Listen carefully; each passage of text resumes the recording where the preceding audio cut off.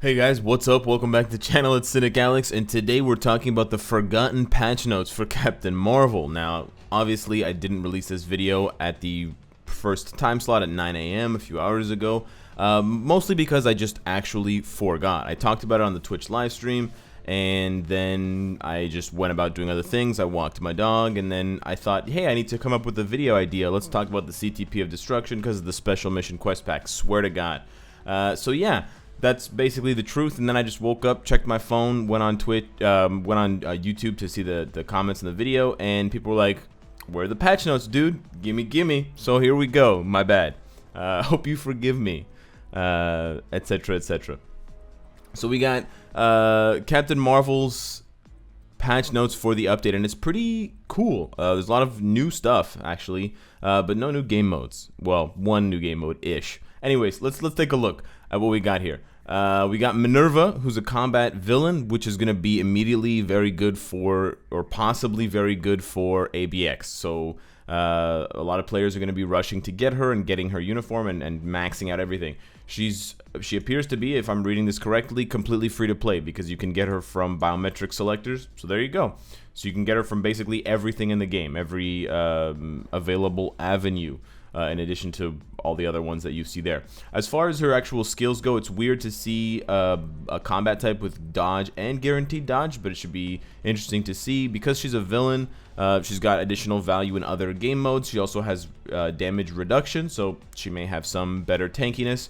As far as her skills go, I don't see anything too incredible. But we do have paralyzed for 3 seconds on genetic manipulation, and we also have to consider that she is getting a uniform, and she looks really nice in the uniform. They modeled it after the character in the movie, who's quite pretty, Gemma Chan.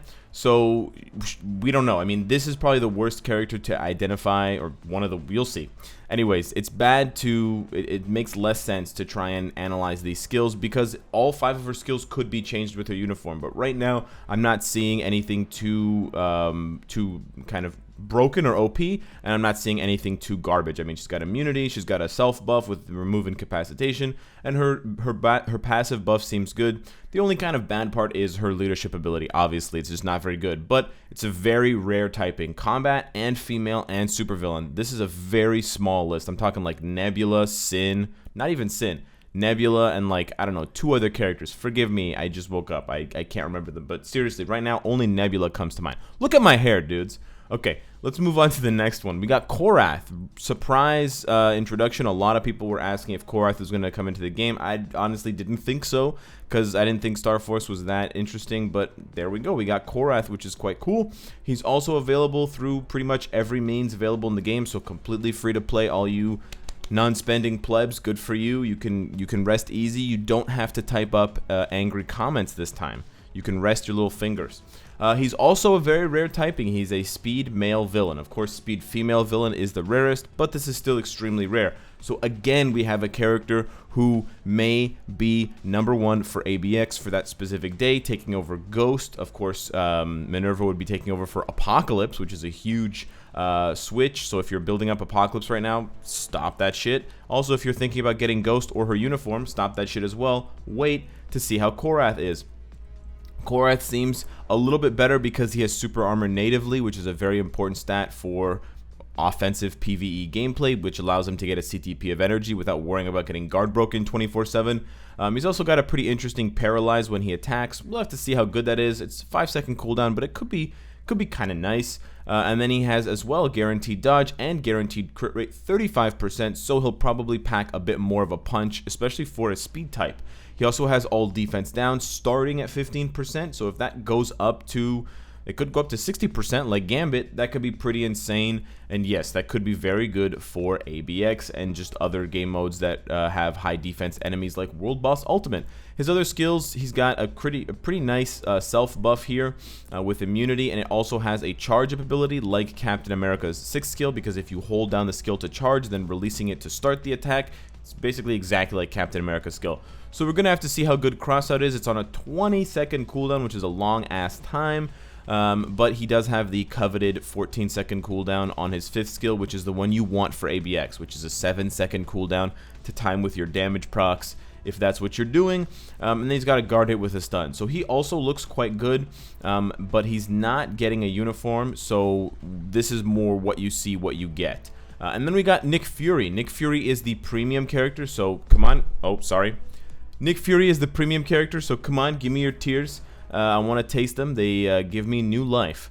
And he's got some pretty good stats, and he's got some pretty good abilities for being a premium character. He's got the speed hero thing going on, which you've already got covered for Quicksilver and Luna Snow and stuff like that. But his leadership gives all hero allies 50% attack. But this is the crazier part. He gives all heroes on your team as tier 2 passive super armor, which is mental. And he gives them 50% increased damage to supervillains. So he's basically like... He's basically White Fox on steroids, because I don't think you guys understand how good giving a character super armor is. When Thing, I literally said Thing is a good character, and I still say this. Thing is a good character because he gives you super armor. This dude gives super armor to more than half the roster, because we know that Netmarble doesn't like supervillains, although there are 2 in this game, in this update. Anyways, all I'm saying is, holy crap, dude, giving all heroes super armor. I just want one that gives all villains super armor. Can we get some love for the villains? I'm not complaining, it's amazing. His care package passive doesn't seem very good, to be honest. It might get better at tier 2. Actually, it's not going to get better at tier 2. It's right here. So yeah, this is just kind of whatever. 2% 2-second debuff on a 15-second cooldown is never really going to be that good. You're still going to want to use a debuff leadership with him. And then he's got chance to miss, guard hit. He's got some other stats. This is the cool skill, V-Pad. Hello. It's also called shield turret, so get fucked, because this is going to be amazing. And you get to kind of move around. So I don't know what's going to happen. A giant turret's going to fly down and he's going to start right in the face. I can't wait. I can't wait to unload 50 cal bullets into Thanos' head. And then we got a self buff, a pretty nice self buff with shield airstrike. So Nick Fury's looking good. Again, remember, he's getting a uniform. So he's getting the young Nick Fury uniform. So I mean, I would like to see Eye Patch Nick more often. I guess I'm never going to see him. But all 5 of his skills could be changed. I mean, his passive could even be changed for that matter. But they're not going to get worse. They could only get better. I mean, they would not do that. That would be weird. And then we got 4 new uniforms. For Captain Marvel, Ronan, Minerva, looking so hot. Gemma-chan, call me. And Nick Fury for Captain Marvel. So all these uniforms are the 1050 variety, which means they give a higher buff for the base. Instead of 10%, it's 15. And it goes all the way up to 25. Additionally, they cost more crystals, so you're going to need at minimum 4,200, 420 with an extra 0, and then another 2,500 for the legendary battle. Where is it? Right here. So you need a minimum of 6,700 crystals for this update if you want to get all 4 uniforms and the legendary battle. That's a lot of crystals. It's about another epic quest, but it's a lot of uniforms as well. It's 4 uniforms. As far as the actual uniform bonuses, they didn't change any of the typings or sides, which is good because we want to keep the villains as villains. Captain Marvel's, you can't really tell what it does. Energy absorption is a good effect that she has. Changing it, I don't know what that's going to mean. Ronan seems pretty good. Increased damage dealt to superhero type characters by 25%. There's not that many superhero type characters in the game as world bosses. You've got Scarlet Witch, Quicksilver, and Cable. That's it. So I don't really see this being used much. You could use this in PvP, so we're going to have to see if they've changed the skills to be PvP viable. If they are, watch out. Ronan might actually be decent, but I'm not holding my breath because I know what they've done to Ronan in the past. Minerva's got chain hit damage. That's an ABX thing, so it's pointing even more towards her being sold as an Apocalypse replacement, and then enhances the effect of both Shield Airstrike and Director of Shield, which are his 5th skills and his tier 2 passive. That just seems like a must buy, because if they're making his tier 2 passive better and it already gives 50% damage increase to supervillains for your heroes, and it gives them 30% all defense, and it gives them super armor, what else are you going to give them? A giant machine gun that they can use all the time as an extra skill? Maybe. In addition to that, you can get all of these characters up to level 70, so it's pretty straightforward, but it's only 5 characters, which is nice. It's a smaller update in terms of how much you need to put out, which I'm honestly happy about because it's so many bios. They're not adding any other characters, so scrap my ideas about the ultimates, rip their level 70, etc. It's just not going to happen. Of course, Captain Marvel's getting her tier 3. You can see the animation right there. She does put the mohawk on. We were right. and it looks pretty cool. She smashes a meteor in half, and then she comes and gives you the rest of the taste. Yeah, it's 400 hits on a bunch of enemies, so I don't know how many hits that is on one enemy, maybe like 80, but it should be good. It looks good. As far as the actual effects go, this is the first tier 3 skill to feature Fracture as an effect, which is quite interesting. 80% chance to penetrate, but only for 3 seconds. 100% ignore dodge, only for 3 seconds. That part doesn't seem very, it seems kind of whelming, or underwhelming. Her actual skill effects do seem kind of underwhelming. She doesn't have any self buffs. She doesn't have any accumulated damage buffs. So we're gonna have to see. The pudding, the proof has to be in the pudding. The pudding has to be the damage. If the damage numbers of the tier 3 skill are good, it will be a good skill. But if they're not good, it's trash, because the actual effects don't last long enough for you to actually use this skill otherwise, or for any other means. You know, it doesn't even seem to have a lingering effect like Thor's tier 3, like Cap's tier 3. It doesn't have the accumulated effect, so, or even like Magneto's tier 3 or Deadpool's tier 3. It doesn't have all defense down. So it really has to be about the damage. So we're gonna have to wait and see. If she's modeled after Thor as a universal, it's gonna be a pretty crap tier 3. I'm hoping it's not, because apparently she's one of the MCU's best heroes. So hopefully they modeled her as such. We've got the legendary battle, which we anticipated, normal mode and mythic or extreme mode, just as we thought. And of course, you get a 6-star Captain Marvel just for playing. So again, don't get this character. Don't spend your resources on her if you haven't unlocked her yet. You also have to pay 2,500 crystals to unlock a bunch of stuff, and that you get through the extreme mode, which requires you to mythic other uniforms from this update and build up other characters like Nick Fury, so keep that in mind. You also can get a 6-star Nick Fury, but it would be a tier 1 Nick Fury for 2,500 crystals if you purchase him during the legendary battle. So this is the same offer that they gave for Ghost, the same offer that they gave for, I believe, Killmonger and Valkyrie, and I'm missing someone else for the other legendary battles. I can't remember who it was. Additionally, you can see there's a new item in the middle there. It's a CTP of regeneration. So yes, your nightmares have come true. There were 6 CTPs, and then Captain Marvel came and snapped, and now there are 8 CTPs. There's 2 new CTPs. We're going to talk about those at the end, because I have some mixed messages. I have some mixed reactions to them. We also have a new uniform collection for these. I honestly like these uniform collections. I want to see what the reward is, but I just think the artwork is very cool. And then, of course, now we get the new CTPs. I really thought there was something else in between here. I just forgot. I looked at these patch notes like once while I was taking a piss. So yeah, we got the CTP of Purple Galactus Head, and we got the CTP of Curly Head Green Boy. I don't know. So the new CTPs are coming out. The CTP of Regeneration can be gotten once in the legendary battle, and then the CTP of Rage is available through gambling. So there's no other way to get these CTPs. Now, what do they do? Okay, well, here's how I've understood them. The CTP of Regeneration is basically the CTP of Refinement, but better. So all the characters that have CTP of Refinement, basically they've been replaced, which is kind of a piss off and kind of makes the CTP of Refinement useless. So I do really hope that they go back and they buff the CTP of Refinement, otherwise it's a complete waste. It also devalues the value of giant boss raids, so I really don't understand what was going through their minds. Okay, so let's see what the CTP of Regeneration has. It has 34% max HP, which is the maximum that the CTP of Refinement can get, so it's exactly the same. It's got guard break immunity, which is amazing, and the CTP of Refinement doesn't have, which is why the CTP of Refinement is bad for so many characters, whereas all of the other stats of the CTP of Refinement are good. Like, I want to give Wolverine a CTP of Refinement, but he needs guard break immunity for PvP. Otherwise, he stands there getting rocked back and forth by Quicksilver's tornado, and then you get a deadlock 5-minute timeline battle where no one dies and no one wins. See what I'm saying? It also gives HP regen by 90%. I don't know what that means. I'm assuming that's recovery rate. If that's 90% recovery rate, that's the exact same stats as the CTP of Refinement. They basically took the CTP of Refinement and just made it better, just straight up. Very bizarre. And then when your HP is below 50%, you get a shield that is worth 35% of your max HP, and it ignores the cancel and pierce effect for 5 seconds. Excuse me? So you're not going to be penetrated for 5 seconds? Isn't that better than invincibility and immunity? I mean, what? I'm so confused right now. This is like super OP for PvP. And then it also recovers 10% of your max HP. So this is actually insane. This might be the best. This might be the new best CTP for all PvP.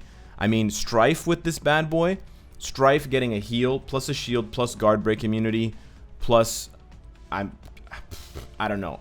Maybe I'm overreacting a little bit. But yeah, this seems like a very strong. This seems like a combination of the CTP of Authority and the CTP of Refinement mashed into one. With a new ability, by the way, that we've never seen before, called Ignore Pierce. We've seen Ignore Cancel. Odin has it, and I think Anti-Man. But we've never seen Ignore Pierce. So I'm kind of blown away right now.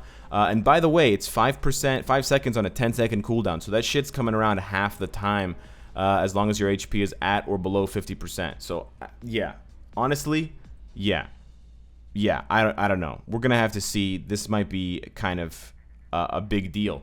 So you just keep in mind. And then you have the CTP of Rage. And yeah, jokes aside, Cynicalex, you equipped the CTP of Rage. Yeah, I get it. Very funny. Actually, very funny.